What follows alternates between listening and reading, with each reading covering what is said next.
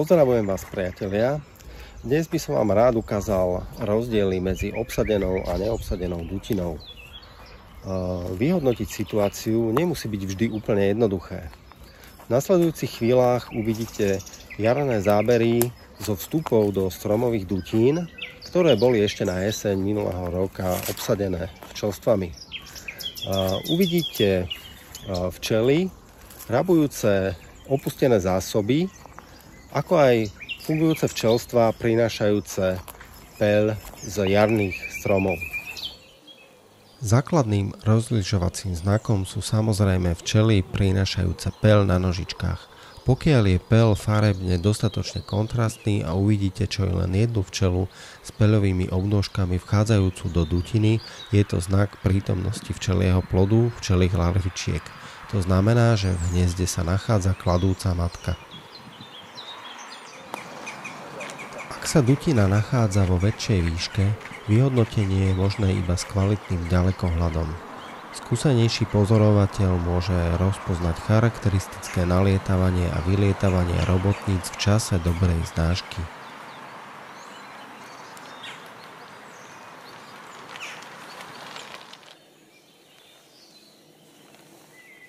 Dutinu v Sekvojovci v arboréte Mlyňany som navštívil za jemného dažďa pri teplote 13 stupňov Celzia.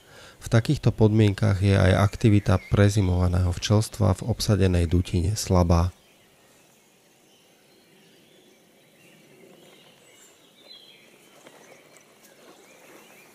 Ďalšia dutina i napriek prvému dojmu nie je obsadená včelstvom.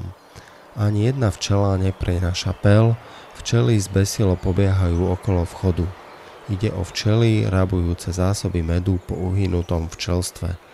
Môžete si všimnúť vychádzajúcu včelu, polepenú od medu, ktorá sa nechá oblizovať ostatnými včelami a snaží sa očistiť natoľko, aby bola letu schopná.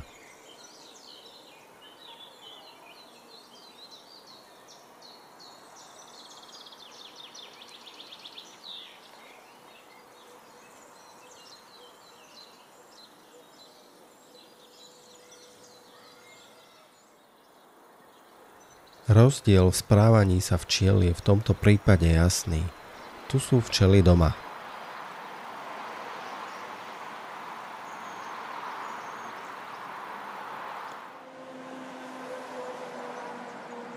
Tu je hniezdo opustené. Na zásobách sa bola pohostiť aj osa.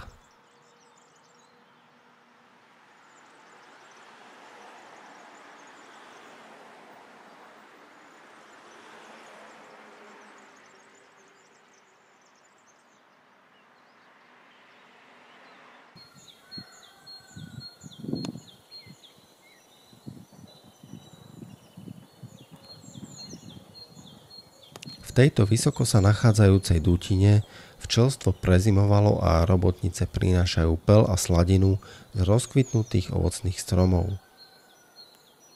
Naplnený medný vačok môže včele pridať na váhe až 2/3 z jej pôvodnej hmotnosti. Je to ako keď 80 kg vážiaci človek nesie viac ako 50 kg náklad.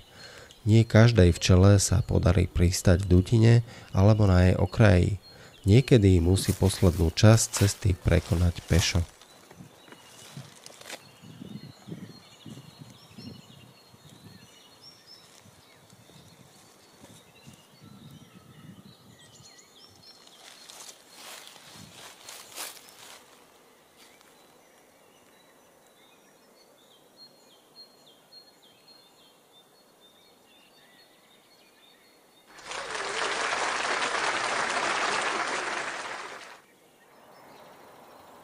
Pomalé odlety včiel odnášajúcich náklad prezrádzajú opustenú dutinu. Niektoré z lúpežníčok akoby sa nevedeli rozhodnúť, či už odísť, alebo sa ešte po niečo vrátiť. Novo prilietajúce včely sú opatrné, keďže ešte nevedia, či je dutina bez domácich strážkyň.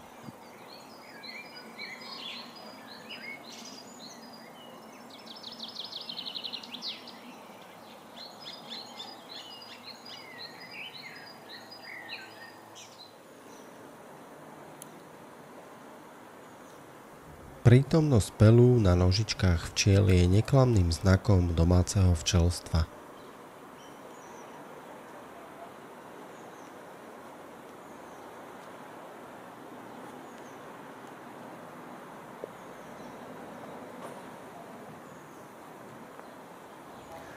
Takže na záver zhrniem niekoľko poznatkov, ktoré vám bezpečne pomôžu pri vyhodnocovaní obsadenosti dutiny včelstvom.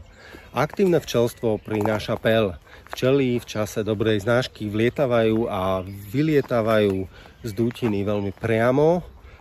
Výnimočne niektorá včela nedoletí dnu kvôli plnému mednému vačku.